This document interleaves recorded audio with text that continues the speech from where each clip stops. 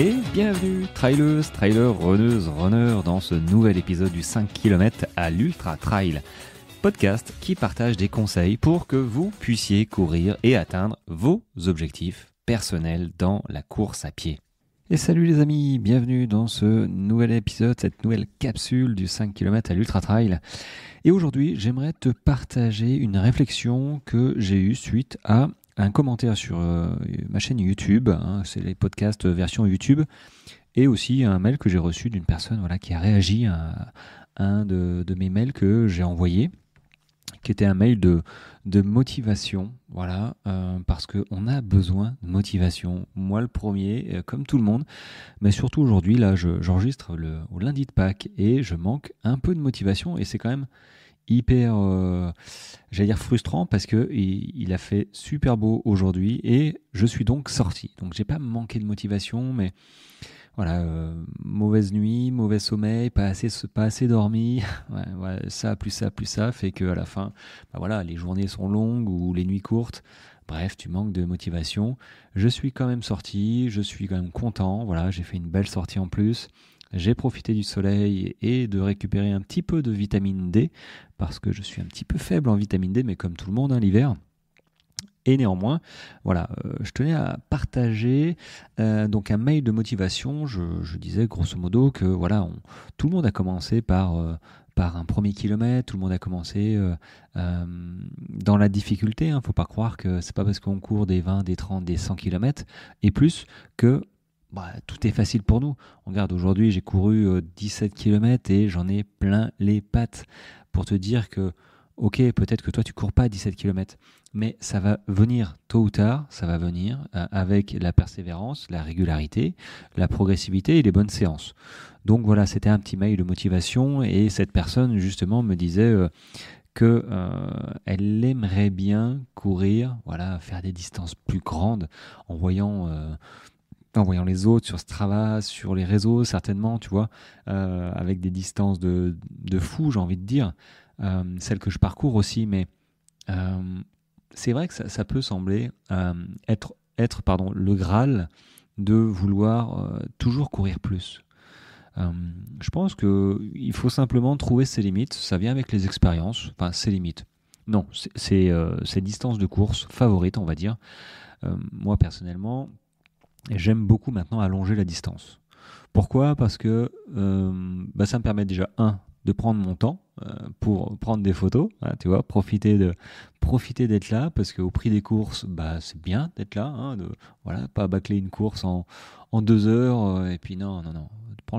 Moi c'est mon truc, prendre le temps, tout en quand même terminant dans le premier tiers d'une course, parce que c'est pas le tout, c'est pas de la randonnée non plus, randonnée sportive, faut aussi courir suivant le format de la course, évidemment, moins il y a de dénivelé et plus ça court. Mais c'est vrai que prendre le temps, prendre des photos, et puis ça me permet moi de me connaître un peu plus dans l'effort. Je toujours chercher un petit peu ses limites. Il y en a qui cherchent dans l'alpinisme, il y en a qui cherchent dans des sports extrêmes, et c'est vrai qu'on devient extrême en courant de plus en plus. Alors est-ce que toi, finalement, il y en a, je sais, qui ont testé des 100, des 160 et puis finalement sont revenus à des 70, 50 parce que c'est leur format de course. Clairement, ils prennent du plaisir sur ce format-là. Moi, est-ce que je prends du plaisir sur un 70 ? Oui, j'en prends aussi. Alors je vais dire, je suis pas raciste, mais ça fait longtemps que j'ai pas fait un 30 km en version course, tu vois, parce que j'ai dans l'idée que faudrait que je travaille un petit peu mon cardio. Que je travaille, c'est ça, le cardio il va s'envoyer en l'air, donc comme j'ai pas envie de souffrir le martyre sur mes courses, de pas cracher mes poumons à la première montée, un petit peu de tempo, même si je m'entraîne vraiment correctement, mais c'est vrai que moi je développe l'endurance, l'endurance, la consistance, la puissance, et c'est vrai que parfois peut-être que le dynamisme manquerait un petit peu, développer encore un peu plus le cardio, me manquerait un petit peu, ça, j'en ai conscience, mais après, on s'entraîne un petit peu comme on a envie. C'est sûr que si j'aurais un coach qui me dirait, écoute, faut que tu sortes là, ta sortie, il faut que tu fasses 3 fois 10 minutes version tempo. Bon, je ferai ces 3 fois 10 minutes, donc j'aurai certainement un autre niveau. peut-être. Voilà, mais on est toujours.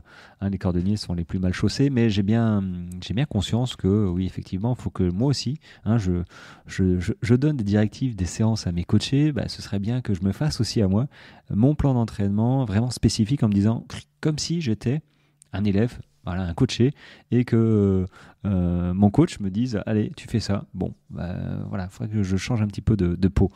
Bref, tout ça pour dire que la personne qui a répondu à mon mail de motivation disait, bah voilà, moi je cours comme ça pour le plaisir, des 8, des 10 kilomètres, je sais plus jusqu'où elle me disait, mais elle me faisait part de la réflexion comme quoi là, elle était sortie et elle se sentait un peu limitée.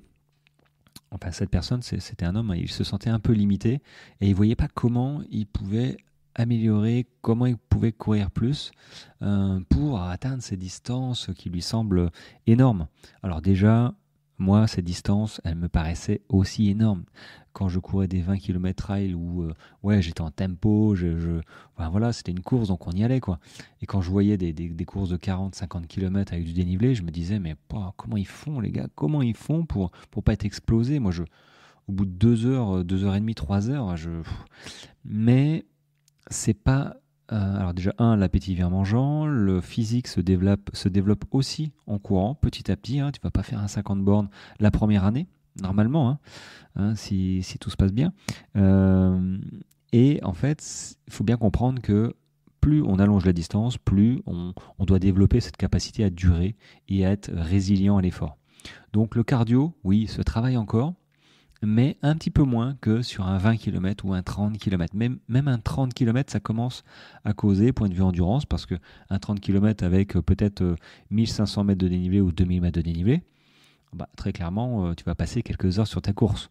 Et que si tu n'as plus de cuisses au bout de 2 heures, ça risque d'être tendu quand même pour profiter et prendre du plaisir, parce que la majorité du peloton, et dont moi, voulons prendre du plaisir et pas voir le classement. Alors oui, le classement, c'est important quand on se sent bien, on regarde notre classement, on regarde combien de temps on a fait, mais c'est pas ça qui va me faire partir plus vite d'un ravito, parce que voilà, il faut profiter aussi, mais il y a des fois où je perds pas de temps dans les ravitaux parce que j'ai pas envie, j'ai pas besoin.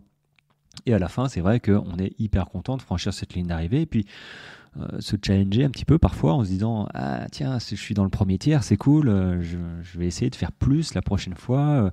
Bref, ça c'est des petites motivations qui sont propres à chacun, mais c'est vrai que dès qu'on est sur une course, bon, on est sur une course, on n'est pas en entraînement à la maison, on est pris un petit peu dans l'ambiance, et voilà, suivant comment ça se passe, parfois, allez, on joue le classement, j'ose le dire, on joue le classement, notre classement à nous, hein, pas évidemment les premières places, mais c'est ça qui est intéressant, et c'est vrai que, ok, pour l'instant, peut-être que cette personne est un peu bloquée parce que simplement il n'a pas les bonnes séances, très clairement, hein.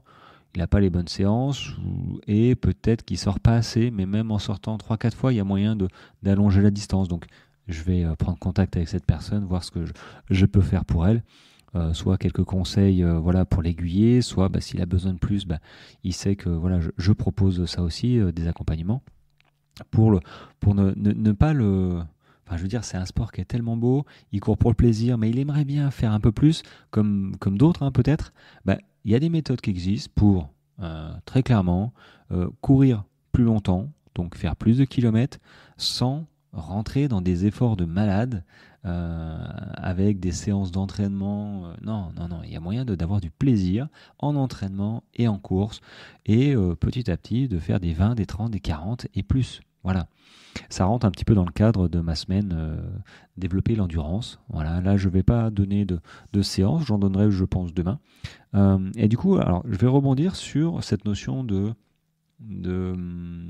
courir plus longtemps sur des courses plus longues.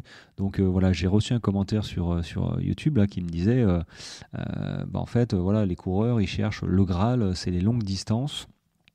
Longue distance à des prix à des prix toujours plus déraisonnables.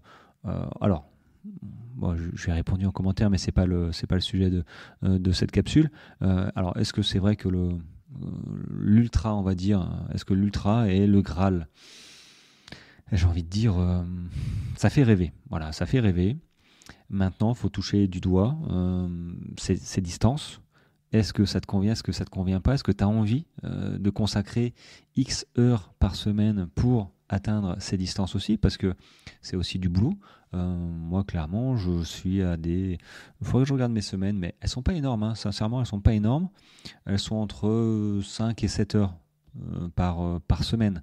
Donc quand tu travailles tous les jours, il faut les caler, les 5 à 7 heures. Je suis à 5 sorties par semaine. Voilà. Grosso modo, peut-être qu'à un moment je suis à 6, mais je suis bien à 5. Je fais des par paquets de 3 en fait. 3, une journée cool, 3, et ainsi de suite. Voilà, j'ai trouvé mon rythme comme ça. Parfois je change, mais c'est vrai que quand je fais attention, je marque par 3 séances d'affilée. Donc est-ce que c'est le Graal? Disons que ça fait rêver. Voilà, ça fait rêver parce que c'est un petit peu des efforts. Quand on n'est pas dedans, c'est des efforts surhumains. Quand tu te dis mais comment il fait le gars? Là j'ai un 225 km. Comment, même moi je me dis mais comment je vais faire pour courir 225 km? Non, je rigole, mais faut bien prendre conscience que ce sont deux sports, j'ai envie de dire deux sports différents. On court pas un 30 comme on court un 100 et on court pas un 100 comme on court un 200. Même si un 100, 200, ça se rapproche. Après, c'est la gestion du sommeil, gestion de l'alimentation.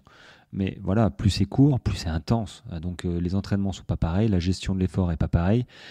Tout ça, donc ça revient à clairement hein, deux sports différents. Enfin moi, mes préparations, si je devais préparer un 20 ou un 30 ou même un marathon, ce serait deux préparations différentes. Voilà. Après, le prix effectivement du dossard, moi ça m'interpelle. C'est vrai que j'ai payé un certain prix mes 360 km de la Swiss Peak. Hein, je suis à 2,50 € du kilomètre, donc enfin ouais, bien 2,50 €, sans compter l'hébergement, le transport hein, pour y arriver. Ça aussi. Hein. Maintenant, la question, c'est ouais, tout ce qui est UTMB et compagnie. Le prix du dossard, est-ce qu'il est justifié ou est-ce que, comme dans le commentaire, on part sur des prix hallucinants, de toujours plus onéreux et il y a des gars comme moi qui les payent. Euh, ouais, j'ai envie de dire c'est le jeu de l'offre et la demande, mais je vais creuser cette histoire enfin je vais essayer parce que c'est un petit peu obscur, mais il y a quand même des éléments de réponse sur l'organisation d'une course euh, comme l'UTMB pour voir un petit peu le prix du billet, le prix du dossard, ok, qu'est-ce qu'il comprend réellement? Parce que c'est vrai que euh, comme ça, qu'est-ce qui justifie de payer 400 € l'UTMB? Il y a des bénévoles, oui, ils sont bénévoles justement, on ne les paye pas, mais il n'y a pas que ça. En fait, bon, je pense que j'en reviendrai, mais j'y reviendrai dès que j'aurai des éléments de réponse assez rapidement parce que voilà, je j'ai pas envie, enfin ça m'intéresse vraiment et je pense que ça doit aussi t'intéresser vu que c'est toi qui payes ton dossard. Hein. Mais par exemple, l'UTMB, c'est une expérience. On ne se rend pas compte de tout ce qu'il y a derrière. Je suis en train de creuser un petit peu là avant cet épisode. J'en parlerai pas mais je pensais pas à tout ça en fait. Et très clairement, la personne qui m'a envoyé le commentaire sur YouTube, hein, je t'invite à y aller parce que j'ai répondu derrière. C'est du 5 km Ultra Trail, hein, c'est le même nom que le podcast et mon compte hein, sur Instagram et sur TikTok aussi. En fait, il disait voilà, moi j'ai mon ami qui a à l'époque hein, qui a créé son premier trail pour le plaisir, pour faire découvrir machin, et effectivement ça coûtait beaucoup moins, je suppose. Hein, bah oui, le dossard coûtait beaucoup moins, mais ça c'est pas, on n'est plus dans le même registre très clairement, et même deux ultras entre elles ne sont pas forcément dans le même registre de prestations. Voilà.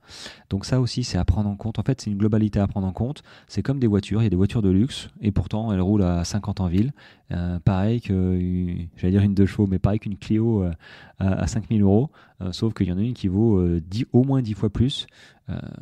Pourtant, c'est limité à 50. Mais les prestations sont pas pareilles. Et ben, ça me fait un peu cette même impression en fait entre un UTMB et une autre course, un ultra, je sais pas, le Grand Raid des Qatar par exemple que j'ai fait cette année, enfin l'année dernière. Ouais, j'ai pas payé pareil, mais j'attendais pas la même chose non plus. Donc ça va être intéressant de voir. Ben ouais, ok, les frais fixes, voilà, tu vois, les frais fixes parce qu'il y a aussi des salariés hein, sur l'UTMB par exemple, ce genre de choses.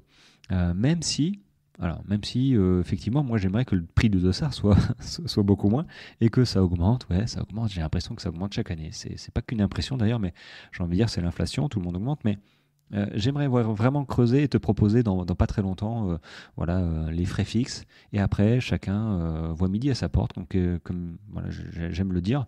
Et que oui, ok, j'ai payé plus de 900 euros mon billet, mon ticket. C'est la première fois. J'ai jamais participé à l'UTMB. Le dossard le plus cher, je crois que ça a été 170 euros pour l'UT4M. Donc là, voilà, j'ai craqué ma tirelire. Hein. Mais ça rentre dans une passion, mais c'est pas parce que c'est une passion qu'il faut que ce soit démesuré.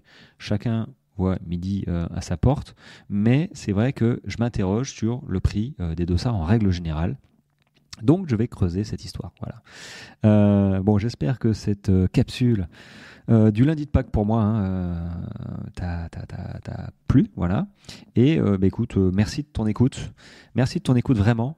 C'est vraiment cool. Ça me permet moi de rester motivé, même un lundi de Pâques après une nuit agitée et un run de 17 km. Voilà. Si en plus tu pouvais mettre un petit commentaire positif évidemment, un 6 étoiles sur 5 sur les plateformes de streaming, non, de podcast, ben voilà, ce serait encore mieux. En tout cas, je regarde un petit peu le classement du podcast. Il tourne entre la 10e et la 20e place sur les classements de running. Donc moi, je trouve ça cool, vraiment. Ça m'éclate assez, en fait. Je regarde mes petites stats. Donc voilà, c'est grâce à toi hein, que les stats, elles augmentent, elles bougent, elles diminuent. Bon, voilà. Mais voilà, c'est la vie d'un podcast. En tout cas, c'est toujours avec plaisir de préparer ces podcasts. Et voilà, je vais creuser cette histoire et j'avais dit hier que j'axais cette semaine sur développer l'endurance pour des trails de 15 à 30 km. Je sais qu'il y en a qui sont au-dessus, qui aimeraient... ça va venir, tranquille. Allez les amis, je vous souhaite une bonne journée et on se dit déjà à demain. Ciao, ciao.